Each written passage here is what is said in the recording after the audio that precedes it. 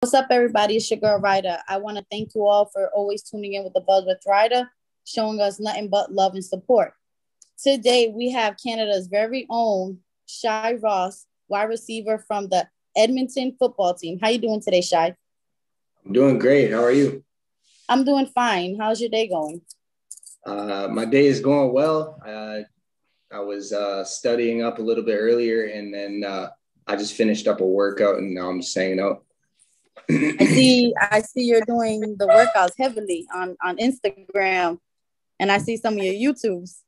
Yeah, I mean, we've had quite the long off season, I guess, due to the pandemic and stuff. So we've had no choice but to just, continue training right through. And I've just stuck with it ever since. And, things have been going well. That's good. I'm going to have to go out there and work with you boys. I'm going to have to get in shape. Yeah, we'll put you to work for sure. So what are 3 reasons you like being part of your football team?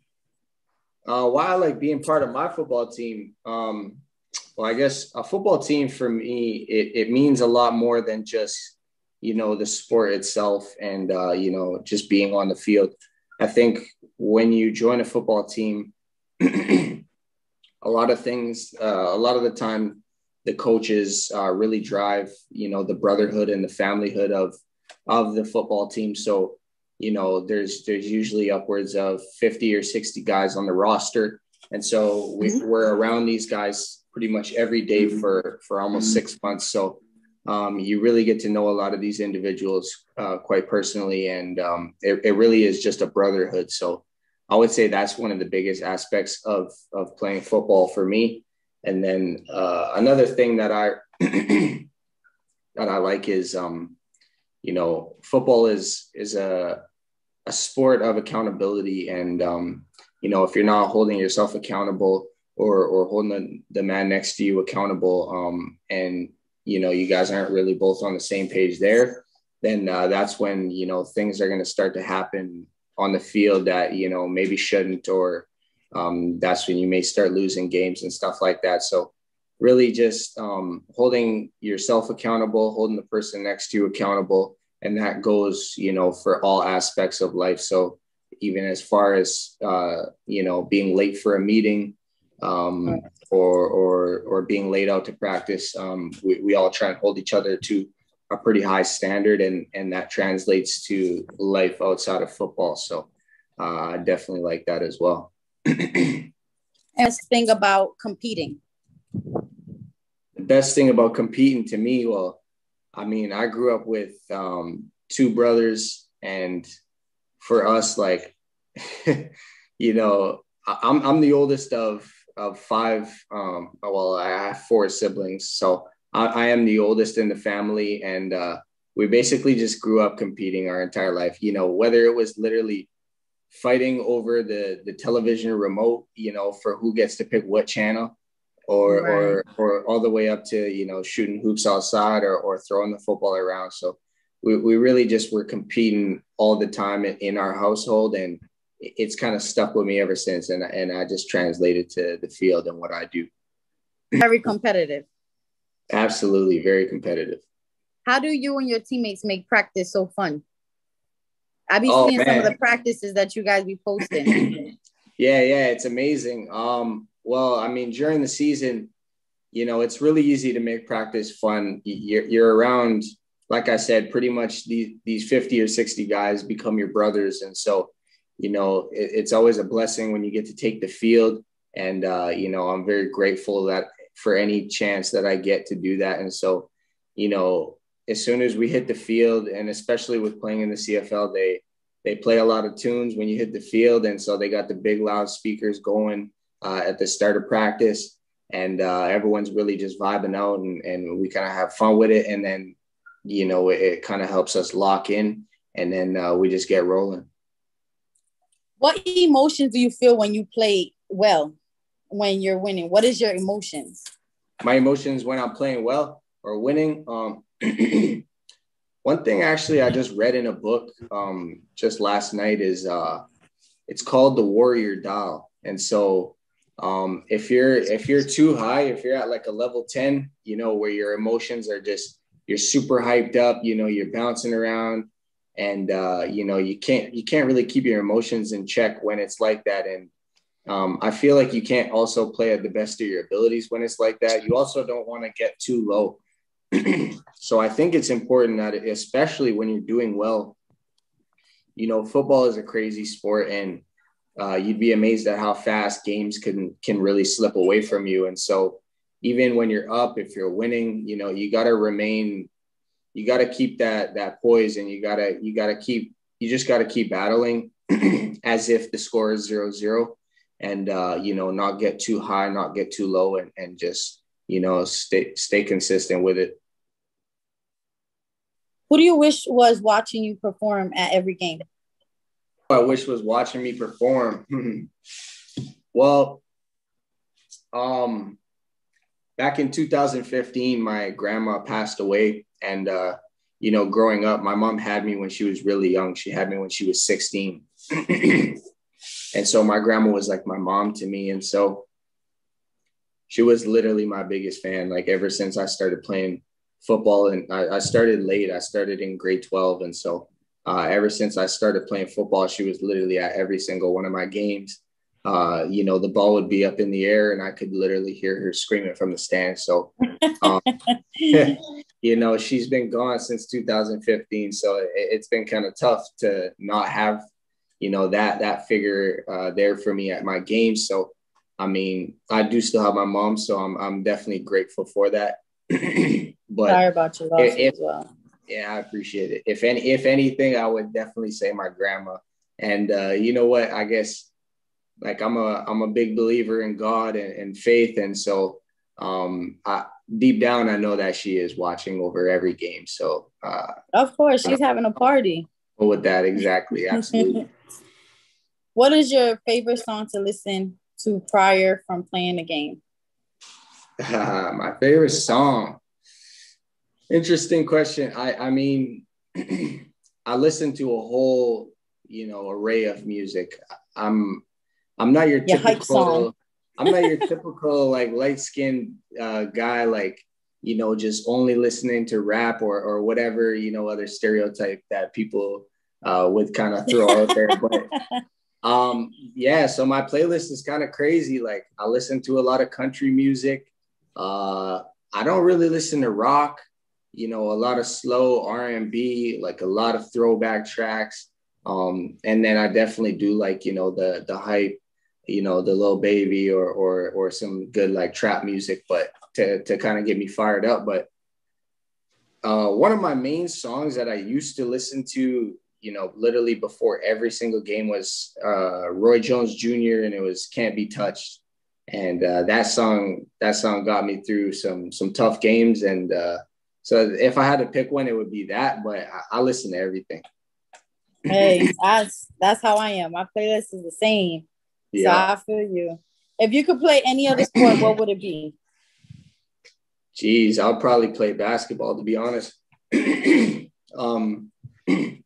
played basketball in high school, and I really love the sport. You know, any chance I get, I'll still hit the court nowadays. And just a sport that, you know, you can have a much longer lasting career in. It's not so hard on the body. And, right. You know, there's not as many concussions involved, I don't think so. I think I would definitely choose basketball. I mean, basketball has some pretty tough things too. Oh yeah, I mean, it definitely comes with its, it's a tough sport too. Absolutely. Can you give us one word that describes Shai Ross? One word that describes me. Yeah. I think the biggest one that comes to mind would just be resilient. And the reason I say that is just throughout my life, I've been through so many, you know, ups and downs in life. And, you know, I've been real high, and I've been like really low. And so I think one of the biggest things to keep in mind is that, like, you know, no matter, you know, what your circumstances may be, no matter what situation you're in right now, if you literally still have a heartbeat, in your chest, you can make it out of that. And I'm literally living proof. I feel like I've climbed back from so much, negativity and just tough times in my life to get to where I am today. So resilient would definitely be a word that I would use to describe myself.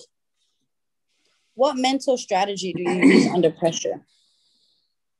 Mental strategy do I use under pressure? That's a good one. Because I know football, it does go crazy when you're under pressure. Yeah, absolutely. Well, this is something kind of new to me, actually, and I'm really happy I've discovered it.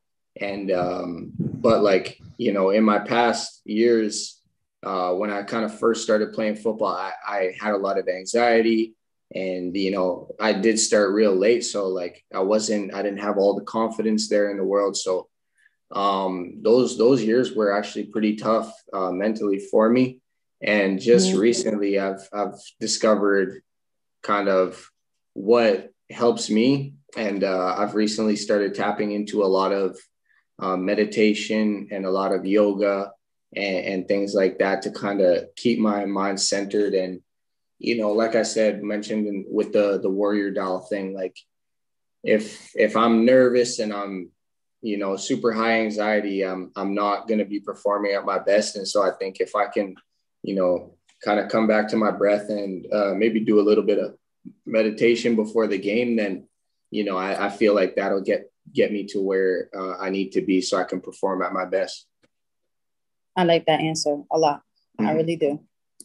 Who inspired you to become an athlete? I'm an athlete. I've always been a pretty athletic kid, so to speak. I never played football until I was in grade 12, like I had mentioned. I skateboarded for most of my life, and I was a pretty good skateboarder. I was sponsored at the time. I could have done some pretty big things in skateboarding, but my younger brother, Alex Taylor, he actually plays on the same team as me. He's a running back for Edmonton, and he's been playing since he was really young, like probably 7 years old. And I grew up. I was his older brother, but it was like I always was looking up to him because like I admired how he would play football, and he would score a crazy amount of touchdowns in his games when he was younger.